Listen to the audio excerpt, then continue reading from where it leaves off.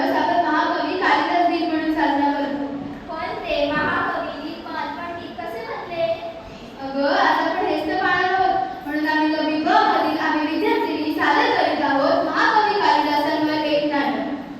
होशियार राजकुमारी प्रीत्यतमा पधारली है.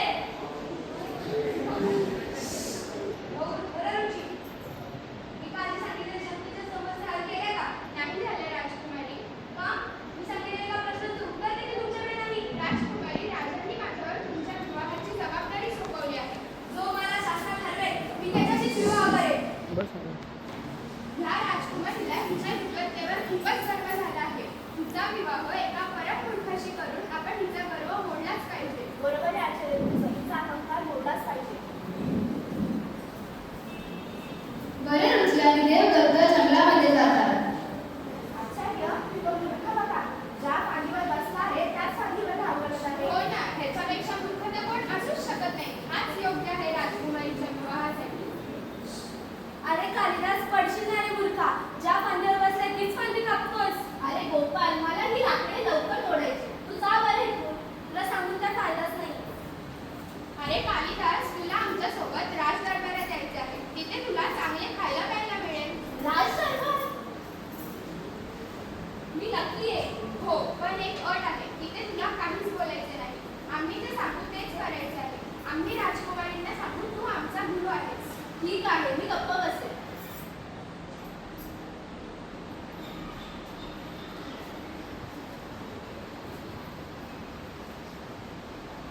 राजकुमारी, हे आमचे गुरु आहेत. हे सध्या मौन व्रतात असल्यामुळे तुम्हाला फक्त हातवाऱ्याने उत्तरे देतील. ठीक आहे. एक गोड याचा अर्थ ब्रह्म एकच आहे असा होतो. कालिदास मनाच्या मनात विचार करतो. ही मला एक बोट दाखवून माझा एक डोळा फोडण्याची धमकी देते. मी हिचे दोन्ही डोळे फोडू. दोन बोटा? याचा काय अर्थ आहे? गुरूंचे म्हणणे आहे की ब्रह्म एक आहे, पण जीव आणि शिव मिळून ही सृष्टी बनली आहे. वा वा, खूपच छान. पाच बोटे याचा अर्थ पाच तत्त्वे असा होतो. कालिदास परत मनाच्या मनात विचार करतो. ही मला 5 बोटे दाखवून मला थापड मारण्याची धमकी देते. मी तिला मुंडन दाखवतो. याचा काय अर्थ आहे? गुरूंचे म्हणणे आहे की 5 तत्त्वे वेगळी असली तरी ते एकत्र आल्याशिवाय सृष्टी चालत नाही. अप्रतिम, मी हिच्याशी विवाह करण्यास तयार आहे. आचार्य, आपली युक्ती चांगलीच काम करते. हो ना, आता ह्या राजकुमारीला समजेल. ह्या परमपुरुषाशी विवाह केल्यावर हिचा गर्व नक्कीच होतो. विद्योत्तमा आणि कालिदास या दोघांच्या संमतीने त्यांचा विवाह थाटामाटात पार पडतो. पण या विद्योत्तमाला काय माहित होतं तिच्या आयुष्यात पुढे काय वाढले आहे. आज थकलीच बाबा. राज दरबारात किती कामं होती. राजकुमारी, बाहेर कोणत्या तरी प्राण्याचा ओरडण्याचा आवाज होतोय. कोणता प्राणी ओरडत असेल बरं? स्वामी, तू कोणता प्राणी ओरडत आहे? तो कुत्रा असेल. कुत्रा? कृष्ण शब्दाचा साधा उच्चारही तुम्हाला जमत नाही.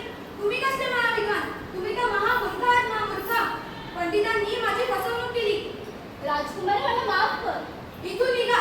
जोपर्यंत तुम्ही खरे विद्वान बनत नाही तोपर्यंत माझ्या महालात पाऊल देखील ठेवू नका.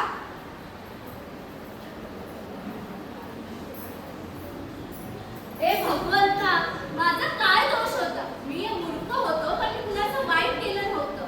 त्या पंडितांनी मला फसवले आणि माझ्या स्वतःच्या पत्नीने माझा घोर अपमान केला. या अपमानात जगण्यापेक्षा मी मर्द बरे करेन. कालिदास, थांब. स्वतःचे प्राण घेऊ नकोस. माते, तू कोण आहे? मी सरस्वती आहे. तुझ्या निरागस आणि निष्पाप मनाची हाक ऐकून आलेली आहे. माते, मी तर मूर्ख आहे. मला अक्षराचं साधं ज्ञानच नाही. विद्वानाच्या या जगात मी कसं जगू? आजपासून तू मूर्ख नाहीस. मी स्वतः तुझ्या जिभेवर ज्ञान आणि वाणी बनवून वाचते.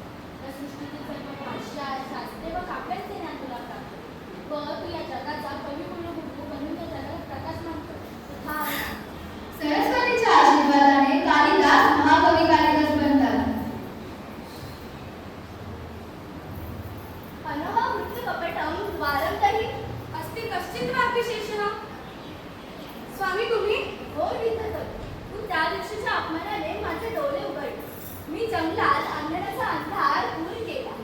तू विचारलेल्या त्यातील शब्दांनी मी कुमार संभवन, मेघदूत आणि रघुवंश यासारखी महान काव्य रचली. स्वामी, मला माफ करा. मी गर्वाने अंधेर झाले होते.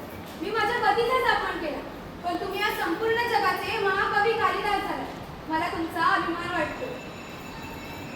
अगं, कालिदासांचा हा प्रसंग किती अद्भुत आहे.